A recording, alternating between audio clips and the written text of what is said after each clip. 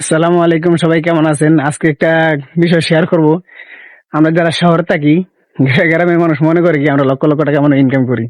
তো গ্রামে আসলে আমাদেরকে বলে এই শহর পার্টি লুকাইছে, শহর পার্টি লুকাইছে।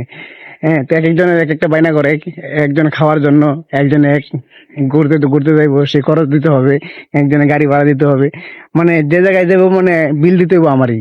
মানে আমি শহরে থাকি তো সেই সেই কারণে। কিন্তু আমরা যারা শহরে আছি তারা যে কি পরিমাণে ইনকাম করতেছি কিংবা কি করতেছি এটা আমরা নিজেরা জানি।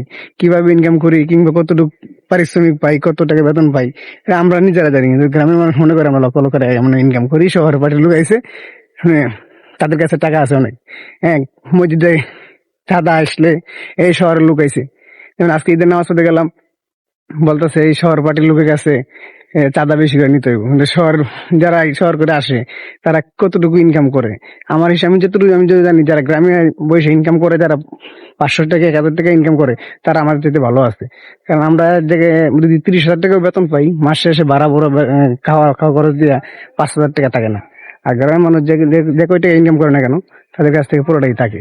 সেই হিসেবে আমি মনে করি গ্রামের মানুষ ভালো আছে। কিন্তু তারা মনে করে আমরা ভালো আছি। তা আমার মতো কারা আছেন এরকম ফাঁদে পড়ছেন, অবশ্যই কমেন্টে জানাবেন। হুম, ধন্যবাদ সবাইকে।